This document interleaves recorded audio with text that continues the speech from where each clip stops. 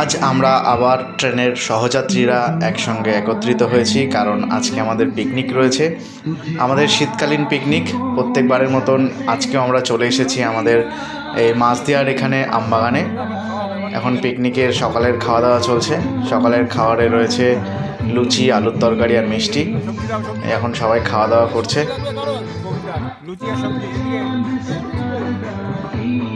একদিকে খাওয়া দাওয়া চলছে আর একদিকে আমাদের মিহিরদা লুচি বেলছে।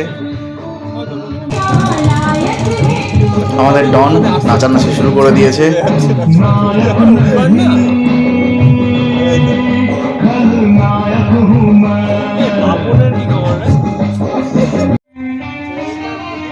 মন দিয়ে রান্না করছে, হবে নাকি? 25শে ডিসেম্বরের আগে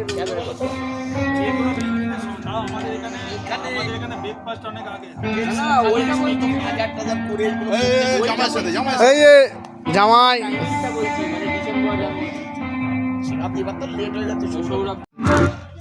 এখন আমাদের সভাপতি ব্যাট করছে।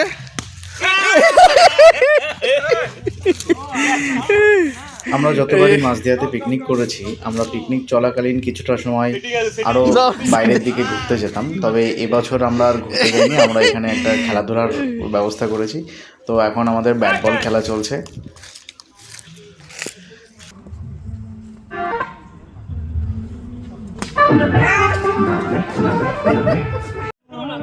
ব্যাট বল খেলার পর আমরা আবার হাড়ি ফাটানো খেলার আয়োজন করেছি। এখানে প্রবীরদা অলরেডি একটা হাড়ি ফাটিয়ে ফেলেছে, আর এখন আমাদের ডনের পালা। প্রবীরদার হাড়ি ফাটানোর ভিডিওটা আমার করা হয়নি, আর এখন এই ডন হাড়ি ফাটাতে চলেছে। বললে হবে না, বললে হবে না, একটা দুটো ভেঙে দিলে কি হবে?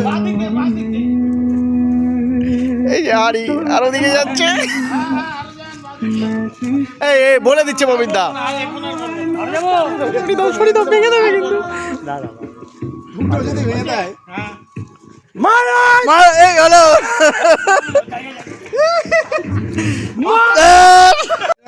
প্রবীরদাকে পুরস্কার তুলে দিচ্ছেন বিশালদা।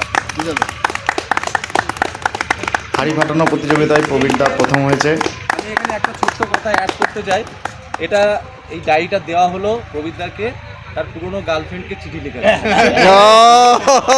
দারুণ দারুণ। হিট দ্য উইকেট প্রতিযোগিতার উইনার রতনদার হাতে মিহিরদা তুলে দেবে প্রাইজ। সবাই হাততালি।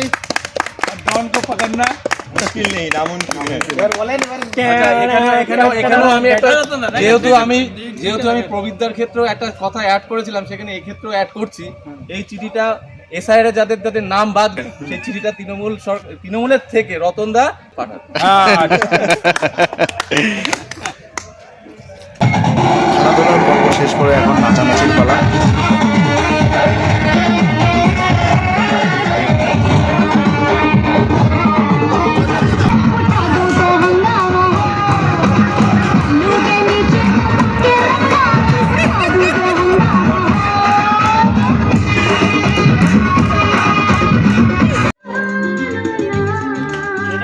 এখন দুপুরের খাওয়া দাওয়া চলছে।